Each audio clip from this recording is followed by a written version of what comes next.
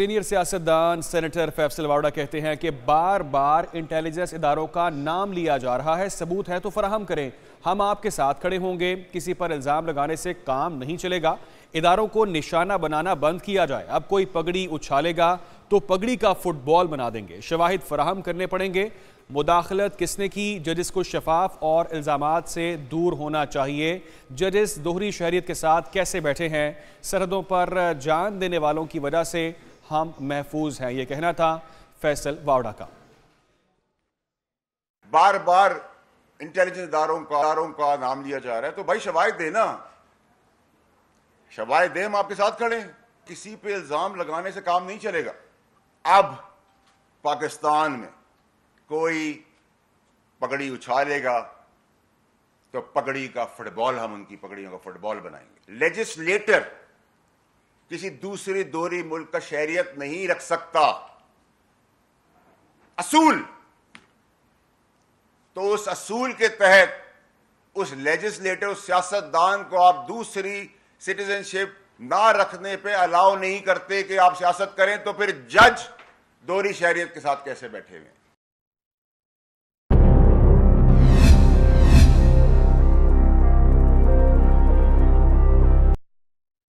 Dubai में गैर मुल्कियों की 389 अरब डॉलर की जायदादें होने का इंकशाफ हुआ है। जायदादें रखने वालों में पाकिस्तानियों का दूसरा नंबर है, जिन्होंने 11 अरब डॉलर की जायदादें खरीदी हुई हैं।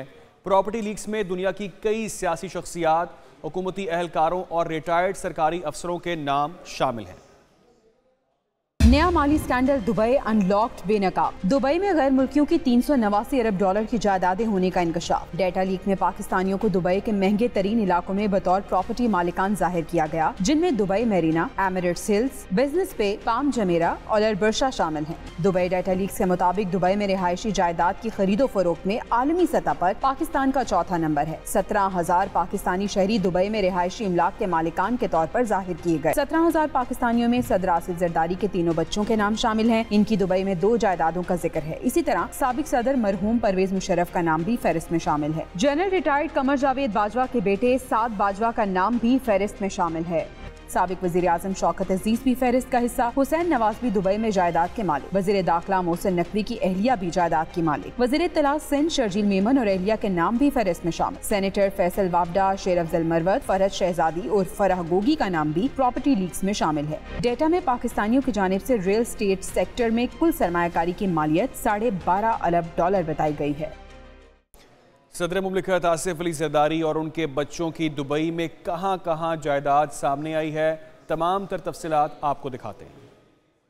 ओमनी ग्रुप के मालिक अब्दुल गनी मजीद ने 2014 में मुत्तहिदा अरब अमारात में आसिफ जरदारी को 32 करोड़ से जायद मालियत की जायदाद तोहफे के तौर पर दी। आसिफ जरदारी ने 2018 में इसको डिक्लेयर किया और फिर अपने बच्चों को तोहफे में दे दी। बिलावल भुट्टो, बख्तावर भुट्टो और आसफा भुट्टो उस वक्त दुबई के महंगे इलाके असफा और जमीरा में 2 अपार्टमेंट के मुश्तरका मालिक हैं, जिनकी मालियत लाखों डॉलर में है। जबकि बख्तावर भुट्टो का मरीना के इलाके में 28 मंजिला बिल्डिंग में 4 बेडरूम्स का पेंट हाउस है। ये बिल्डिंग भी दुनिया की चंद ऊंची इमारतों में से है। 2014 में ये प्रॉपर्टी 1 करोड़ 15 लाख अमाराती दिरहम की खरीदी गई, जो कि पाकिस्तानी रुपए के मुताबिक 87 करोड़ की मालियत बनती है। दुबई लैंड अथॉरिटी के मुताबिक बख्तावर भुट्टो ने इस प्रॉपर्टी को इस वक्त किराए पर दे रखा है। नवाज शरीफ के साहबजादे हुसैन नवाज का नाम भी दुबई लीक्स में आ गया है। हुसैन नवाज दुबई में एक 1 बेड अपार्टमेंट के मालिक हैं। उन्होंने ये अपार्टमेंट 2002 में 3 लाख अमाराती दिरहम में खरीदा था। हुसैन नवाज ने इस अपार्टमेंट की मिल्कियत भी तस्लीम की है और कहा है कि ओवरसीज पाकिस्तानी होने की वजह से टैक्स गोशवारा जमा कराने का पाबंद नहीं।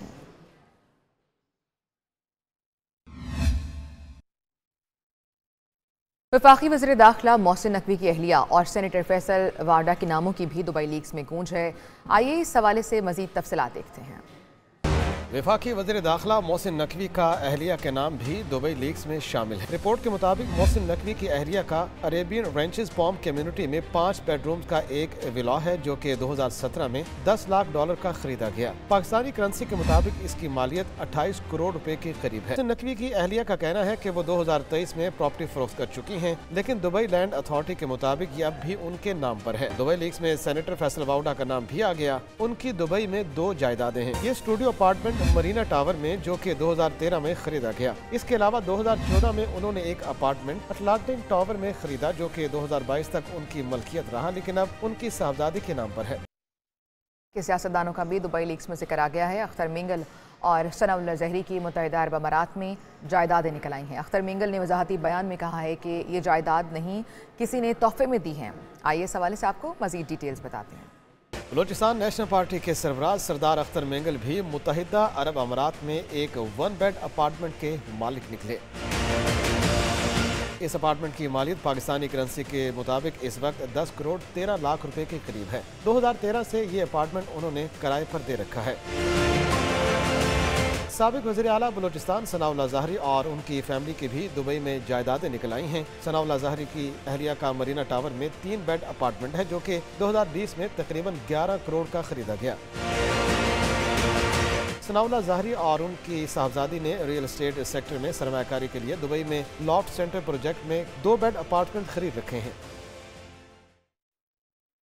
दुबई लीक्स में शामिल सियासी रहनुमाओं का मौक़िफ़ ज़रदारी फैमिली के असासे डिक्लेयर्ड हैं। तर्जुमान बिलावल भुट्टो की जानिब से ये कहा गया, बदनीयती पर मबनी कार्रवाई को चैलेंज किया जाएगा। तर्जुमान बिलावल भुट्टो ने कहा है कि अहलिया के नाम पर खरीदी प्रॉपर्टी टैक्स रिटर्न में जाहिर की है। ये मोहसिन नकवी की जानिब से बयान सामने आया है। 1 साल पहले जायदाद फ़रोख्त की, जिसकी रकम से ये प्रॉपर्टी खरीदी। वज़ीर दाखिला मोहसिन नकवी ने कहा है।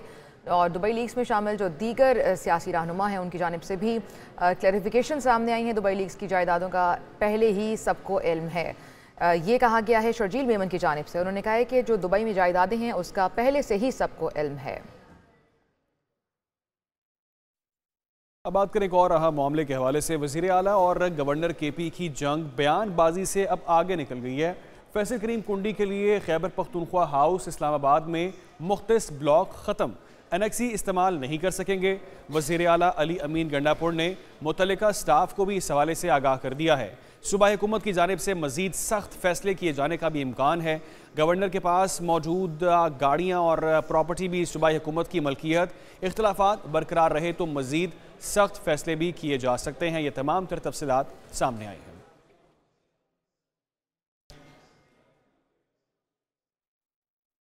कोई किसी पर पाबंदी नहीं लगा सकता। आर्टिकल 121 और 122 में सबके इख्तियारात वाज़े हैं। गवर्नर का वज़ीर आला खैबर पख्तूनख्वा को एक जवाब। फैसल करीम कुंडी ने मीडिया से बातचीत में कहा कि गवर्नर हाउस से कभी कोई साजिश नहीं होगी, सियासी जंग में कभी नहीं पड़ूंगा, सूबे का मुकदमा विफाक के साथ लड़ूंगा। वज़ीर आला खैबर पख्तूनख्वा गवर्नर हाउस आने की दावत दी। अगर गवर्नर हाउस नहीं आना तो मुझे वज़ीर आला हाउस बुला लें। अवाम को मुतासर करने की बजाय सूबे के लिए काम करने की ज़रूरत है।